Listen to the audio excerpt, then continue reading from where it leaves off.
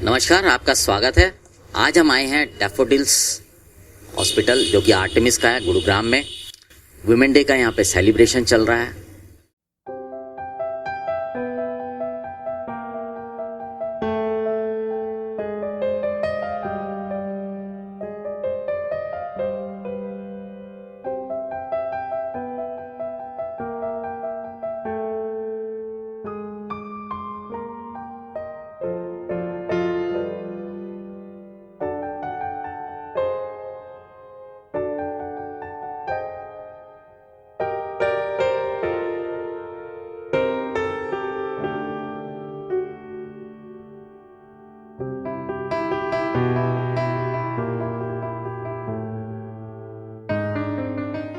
आइए आपको लेके चलते हैं और बात करते हैं डॉक्टर से और यहाँ पर आए हुए कुछ लोगों से।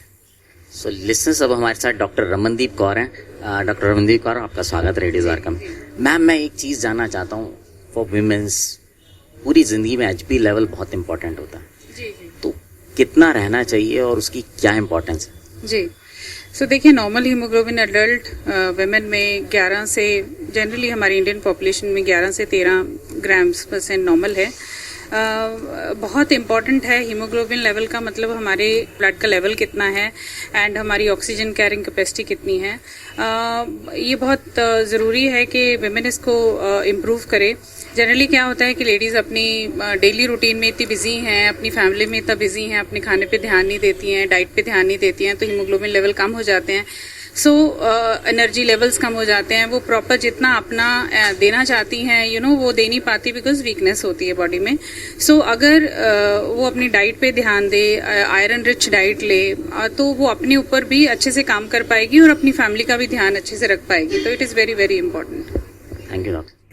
सो ये सब हमारे साथ डॉक्टर हेमंत गोगिया हैं। डॉक्टर हेमंत गोगिया डैफोडिल्स का जो सेंटर है उसको देखते हैं। डॉक्टर हेमंत, आपका स्वागत है रेडियो द्वारका में। सर, जब आर्टेमिस हॉस्पिटल है यहाँ से थोड़ी दूरी पे है, तो ये डैफोडिल्स एक अलग मदर एंड चाइल्ड केयर के लिए सेपरेट यूनिट बनाने का क्या वजह है? समय आ गया है कि मदर एंड चाइल्ड एक खुशी का टाइम होता है। जब किसी का भी डिलीवरी होने का समय होता है तो एक हैप्पी मूड होता है। किसी भी बड़े हॉस्पिटल में जैसे डिलीवरी के लिए आते हैं, वहाँ पे अपने फायदे हैं, लेकिन इंसान थोड़ा बाकी पेशेंट्स को देख के, दूसरे पेशेंट्स को देख के सहम जाता है कि भाई यहाँ पर कैंसर का मरीज भी घूम रहा है, टीबी का भी घूम रहा है, तो वो थोड़ा सा सहम के उस हॉस्पिटल में घुसता है। अब क्या है कि इस सेंटर से क्या है, यहाँ पर सिर्फ और सिर्फ मदर एंड चाइल्ड है, जहाँ मदर अपने कंफर्ट के हिसाब से आ रही है, उनको यहाँ पर एक कंफर्ट है, और साथ साथ आर्टेमिस हॉस्पिटल का बैकअप भी दे रहे हैं हम। अगर कुछ प्रॉब्लम है तो उनको वहाँ भी शिफ्ट कर सकते हैं हम। तो ये एक साफ सुथरा माहौल देता है, एक कंफर्टेबल माहौल देता है मदर को डिलीवर करने के लिए, और लोग अपने बच्चों को लाने में भी हिचकिचाते नहीं है। जैसे कोरोना के समय भी किसी भी बड़े हॉस्पिटल में आप जाते हैं तो वहाँ लोग थोड़ा हिचकिचा रहे हैं जाने में कि यहाँ भीड़ है, दूसरा मरीज कुछ इन्फेक्शन दे सकता है मेरे बच्चे को। यहाँ सिर्फ छोटे बच्चे और मदर्स हैं, तो उनको एक साफ अच्छा एनवायरनमेंट मिलता है, उनको कॉन्फिडेंस आता है अंदर आने में कि हमें कोई दूसरा इन्फेक्शन नहीं मिल सकता। यहाँ पर हमारे बच्चे की प्रॉपर केयर है, और बच्चा भी एक भीड़ को देख के भयभीत नहीं होता है। यहाँ भीड़ नहीं है। हमने एक कंफर्टेबल कोजी एनवायरनमेंट क्रिएट किया है कि हाँ, ये बाकी जो मल्टी स्पेशलिटी हॉस्पिटल हैं उससे अलग करने की कोशिश, जो कि आजकल के समय की डिमांड हो गई है कि हमें मदर एंड चाइल्ड एक सेपरेट वो बन चुका है, क्योंकि ये हम यहाँ बीमारी के लिए नहीं आ रहे हैं, यहाँ पे खुशी लेने आ रहे हैं। एक नई जिंदगी आपके साथ जुड़ रही है, डिलीवरी हो रही है, तो वो आपको एक जो है एक खुशी का माहौल है। लोग यहाँ पर आते हैं कि हम मिलने आए हैं तो मिठाई ला रहे हैं, ये ला रहे हैं, तो जो कि हॉस्पिटल में फिजिबल नहीं हो पाता है दूसरे हॉस्पिटल में। तो इसलिए हमने एक कंसेप्ट देखा कि हाँ, इसकी अब जरूरत है, तो अब आर्टेमिस इसमें वेंचर आउट किया है, तो हम इसके जैसा हो सकता है एनसीआर में हम और सेंटर भी खोलें।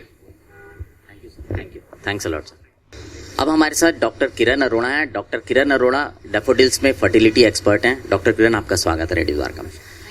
डॉक्टर किरण, आपसे एक चीज़ जानना चाहूँगा कि जब भी कोई फीमेल माँ बनती है, वो एक बहुत खुशी की बात होती है उसके लिए भी और उसके परिवार के लिए भी, पर क्या ऐसा होता है कि माँ बनने में उसकी सहमति, या कब माँ बनना है, कब माँ नहीं बनना है, या उसको डेफर करना है, उसमें भी उसका कुछ कंट्रोल होता है?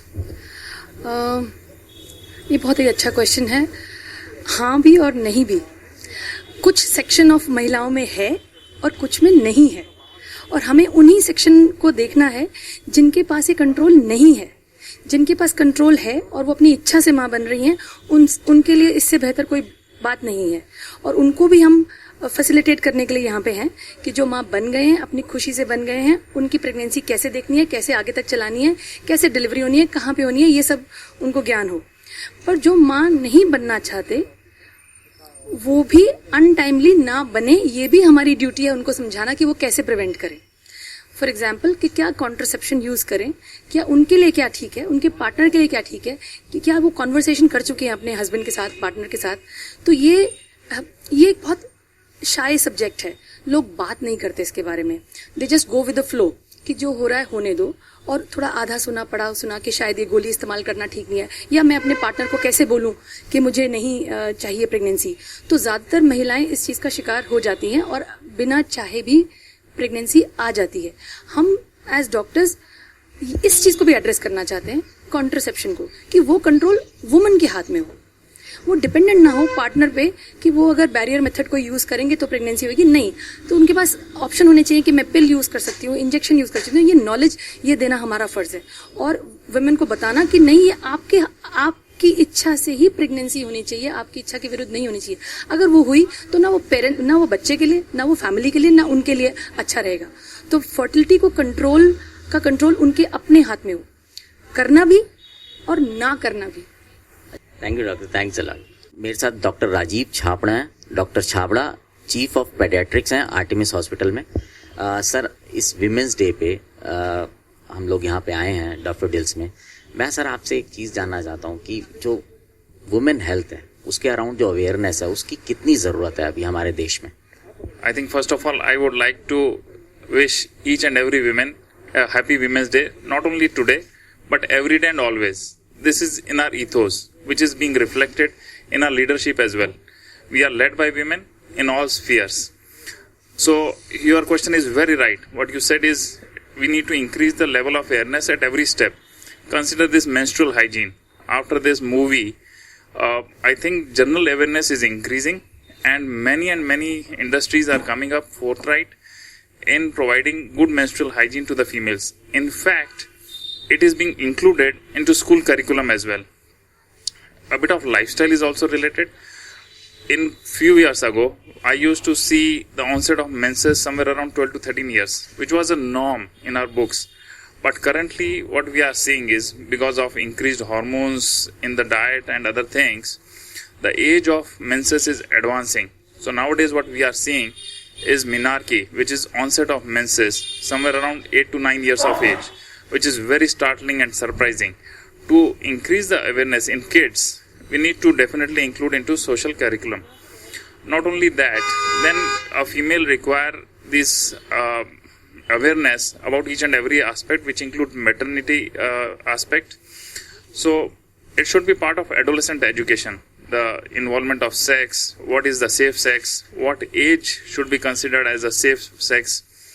So again, I would incorporate all these things into school education. Later on comes into obstetric aspect. When a woman becomes pregnant, at that time again one needs to take care of diet, because it involves two bodies. One is mother's and the other is child. So adequate nutrition during pregnancy is of utmost importance. And later on throughout the life, one has to keep taking some sort of calcium supplement or adequate sunlight exposure. And as was rightly asked in one of the questions, menopause, which is again very important factor, and we have at Daffodils focused upon that. We have started a clinic called as Menopause Clinic, which is being led by one of the doctors.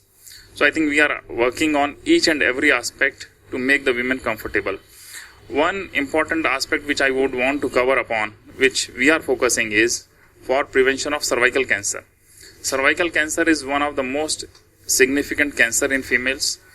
Fortunately vaccination is available to prevent cervical cancer, and we are again increasing the awareness in the society from pediatric age group. So this vaccine is to be recommended after the age of 10 years. Ideal age is before the onset of a sexual exposure. So we are asking parents to give this vaccine to their kid.